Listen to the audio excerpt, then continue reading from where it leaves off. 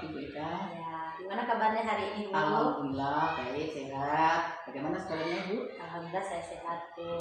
Terima kasih, Bu, sudah meluangkan waktu melaksanakan wawancara hari ini terhadap saya, yaitu ini adalah tugas saya sebagai CGP ya, Bu ya, melakukan demonstrasi kontekstual dari modul 3.1 pengambilan keputusan berbasis nilai kebajikan universal.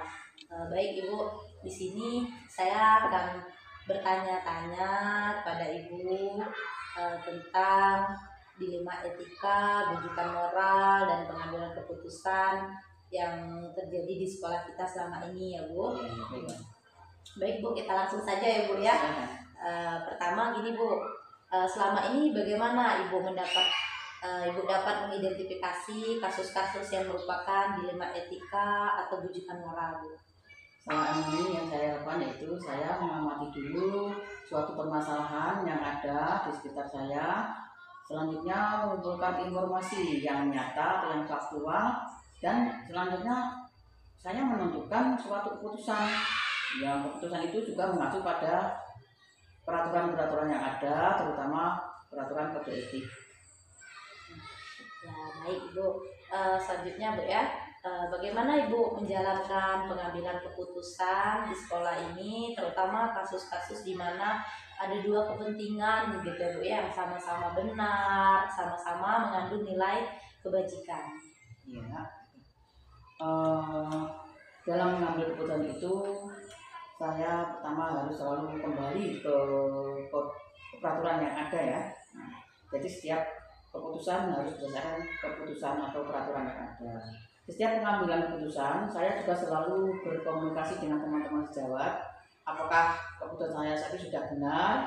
Karena belum tentu yang menjadi pendapat saya nanti benar di pendapat orang banyak.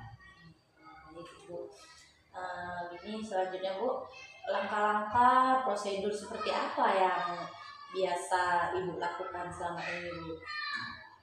Langkah-langkah yang saya lakukan itu, pertama saya mencari informasi dulu. Selanjutnya saya akan, setelah mendapatkan informasi itu, saya langsung ke lapangan mewawancarai yang bersangkutan atau dari berbagai pihak. Lalu setelah itu saya menganalisis jawaban-jawaban dari mereka tadi, langsung saya mengambil keputusan yang terbaik. Gini Bu, hal apa saja yang selama ini Ibu anggap efektif dalam pengambilan keputusan pada kasus-kasus dilema etika, Bu? Kalau menurut pendapat saya merasa suatu pengambilan keputusan itu bisa dianggap efektif apabila dilakukan secara spontanitas. Jadi tergantung dari objek permasalahan yang ada di lapangan. Selain itu saya ngobrol-ngobrol dulu dengan teman-teman atau tim manajemen sekolah, mungkin dari jajaran guru-guru, dari guru-guru senior terutama. Jadi saya juga mendengarkan dari pendapat-pendapat mereka. Baik Bu, selanjutnya gini Bu, selama ini apa saja yang merupakan tantangan dalam pengambilan keputusan pada kasus-kasus dilema etika yang Ibu alami? Baiklah, selama ini kayaknya tantangan yang dihadapi dalam pengambilan keputusan itu apabila kurang bisa diterima. Tentu saja kita harus bisa meyakinkan orang-orang yang terlibat dalam keputusan itu tadi. Iya, ada tantangannya Bu ya. Apakah dalam pelaksanaan itu Bu ada jadwal tertentu sebuah penyelesaian kasus etika, terus apa langsung menyelesaikan di tempat, atau jadwal untuk menyelesaikannya itu ada bentuk atau prosedurnya gitu Bu ya? Kalau masalah jadwal itu sih kayaknya tidak ada jadwal tertentu. Tujuan utamanya kita harus bisa diselesaikan dengan baik dan bisa mungkin selesai tidak terlalu lama. Ibu, apakah ada gitu ya seseorang atau faktor-faktor apa saja yang selama ini mempermudah atau membantu Ibu dalam pengambilan keputusan dalam kasus-kasus dilema etika ini, Bu? Ya, faktor-faktornya terutama yaitu dari adanya dukungan dari jajaran guru-guru dan semua warga sekolah. Baik Bu, yang terakhir ini Bu ya, saya bertanya dalam hal yang kita sampaikan hari ini, kira-kira pembelajaran apa yang Ibu dapatkan atau Ibu petik dalam mengambil keputusan? Ya, dalam mengambil keputusan yang selama ini saya alami, itu saya mempunyai apa ya namanya, prinsip atau gimana ya, atau apa, kata pepatah saya itu pengalaman adalah guru yang terbaik itu kalau menurut saya ya. Jadi kita belajar dari berbagai macam kejadian, dari setiap kasus yang terjadi ya di lapangan, sehingga kalau kita sudah mempelajari itu, kejadian terjadi tidak akan berulang kembali. Kita boleh sesekali mengambil teori-teori dari orang, namun kita tidak boleh kita pukul rata gitu ya. Nah, jadi semuanya itu kan ada bedanya. Jadi beda antara teori dan praktek di lapangan. Ya, baik Ibu. Baik Bu, terima kasih banyak ya Bu ya. Hari ini sudah meluangkan waktu terhadap saya, menerima wawancara saya, memberikan jawaban terbaik. Demikian Ibu ya wawancara kita hari ini. Lebih dan kurang saya mohon maaf dan terima kasih banyak Ibu atas waktunya. Semoga dalam pengambilan keputusan Ibu memakai prinsip-prinsip berdasarkan berbasis nilai-nilai kebajikan, dan semoga ini adalah hal-hal yang terbaik untuk di sekolah kita. Terima kasih banyak Ibu. Terima kasih kembali Bu Ika. Saya mohon maaf jika ada kekurangan ya. Ya, sama-sama Bu.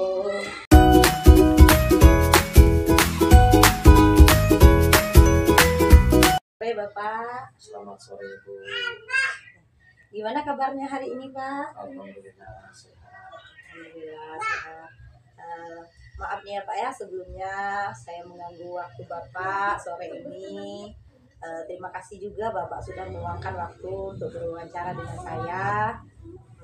Masalah tugas saya ini selaku CGP penerapan demonstrasi kontekstual modul 371, yaitu pengambilan keputusan berbasis nilai kebajikan universal.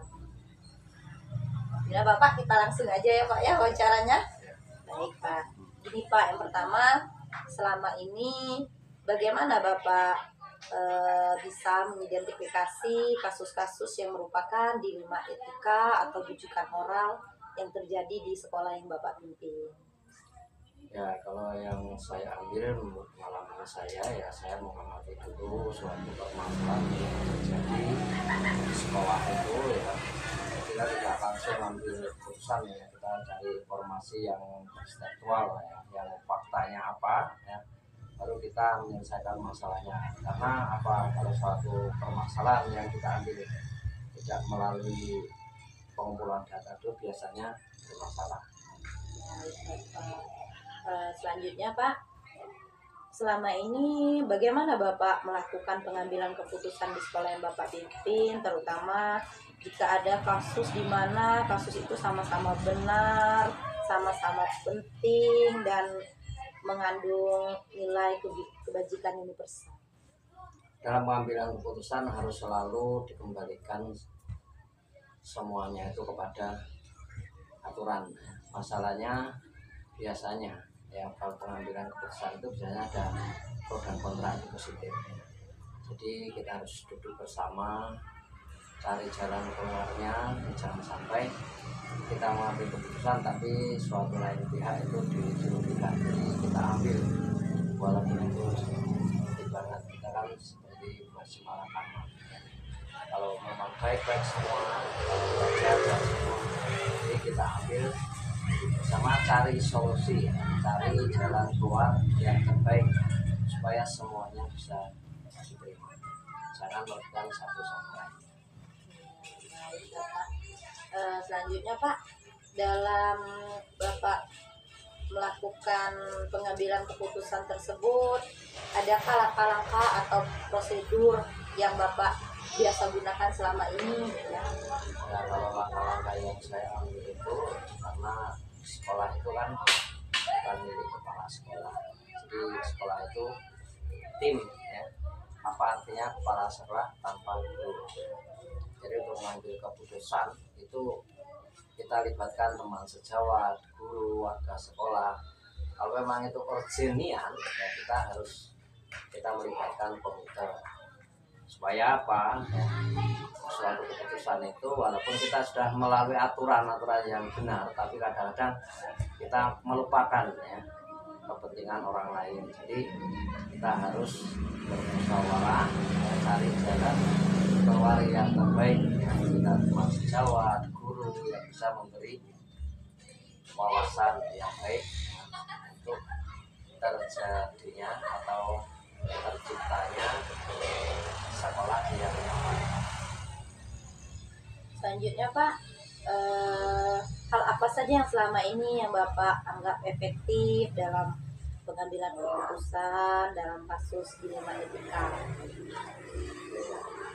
Ibu. Selama ini hal apa saja yang Bapak anggap efektif yang Bapak lakukan dalam pengambilan keputusan dalam menangani kasus dilema etika? Untuk pengambilan keputusan itu secara spontan, kita spontanitas ya, kita harus ya keputusan itu harus kita lakukan pada suatu saat itu tertentu ya.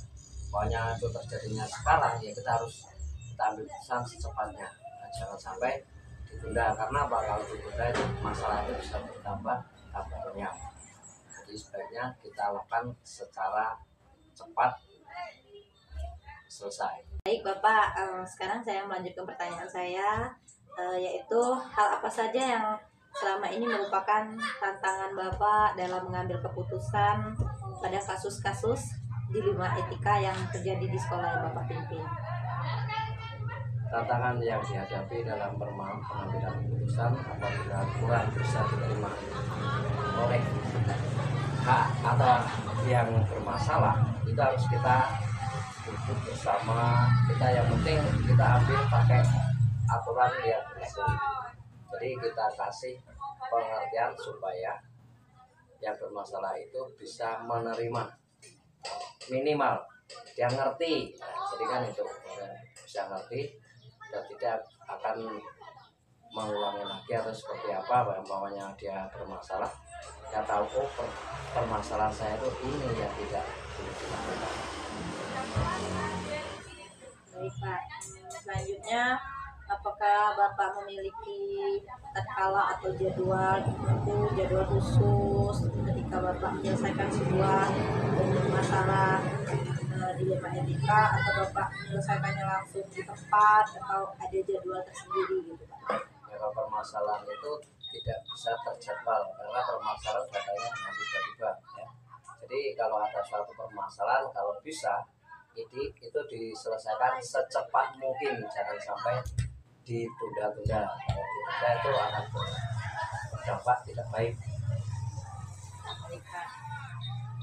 Dalam Bapak menyelesaikan kasus-kasus dilema etika yang terjadi di sekolah Bapak itu, apakah ada seseorang atau faktor-faktor lain gitu ya Pak yang mempermudah Bapak selama ini? Apakah ada gitu ya? Ya, itu sudah sadar, karena sekolah itu adalah suatu tim ya, ada kepala sekolah, ada guru, murid ya, dan ada komputer dan wali murid. Jadi kalau faktor yang membantu jelas ya, kalau di sekolah jelas teman sejawat atau guru.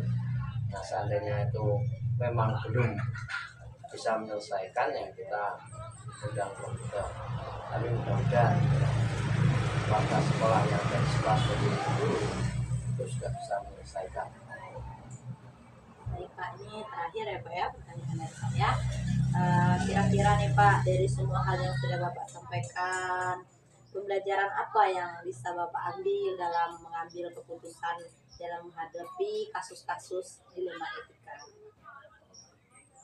Pengalaman adalah suatu guru adalah guru yang terbaik ya. Jadi dari pengalaman-pengalaman itu membuat kita dewasa dalam mengambil suatu keputusan ya. Kita kalau sudah banyak masalah yang kita hadapi, otomatis ya secara logika aja kita bisa mengambil keputusan yang baik. Karena apa? Bisa sekolah ini adalah semua berpihak pada anak. Kita ciptakan anak sekolah itu sekolah yang nyaman ya. Kalau nyaman ya, sekolah nyaman, kalau seperti ibarat rumah ya, rumah adalah surgaku. Jadi sekolah ya sudah surganya warga sekolah ya. Guru nyaman, anak nyaman. Jadi dengan kenyamanan itu semua kita bisa menikmati apa yang kita harapkan, itu akan mudah terlaksana atau bisa dicapai. Baik, terima kasih Bapak. Demikian wawancara kita hari ini. Saya mengucapkan banyak terima kasih Bapak telah berbagi bagaimana pengalaman Bapak di sekolah yang Bapak pimpin dalam menyelesaikan kasus-kasus dilema etika. Kemudian bagaimana Bapak mengambil keputusannya berbasis nilai-nilai kebajikan universal yang seharusnya itu memang sudah dilaksanakan oleh kita semua ketika dalam menghadapi kasus. Demikian Bapak, saya ucapkan terima kasih atas waktunya hari ini. Lebih dan kurang saya mohon maaf, saya selaku CGP Angkatan 10, bila ada kata-kata yang salah dalam wawancara kita tadi, saya mohon dimaafkan. Itu juga Bu, kami mewakili dari kelompok besar Terasa Budget ya, ucapan terima kasih kedatangan Ibu ya, untuk menggali yang pengalaman dari kami. Mudah-mudahan ya pengalaman itu bisa untuk menjadi acuan Ibu, menjadi CGP, menjadi guru penggerak ya. Kami juga berdoa mudah-mudahan tugas yang yang Ibu buat itu bisa mempermudah jalan untuk menuju guru penggerak dan guru prestasi. Terima kasih Bapak.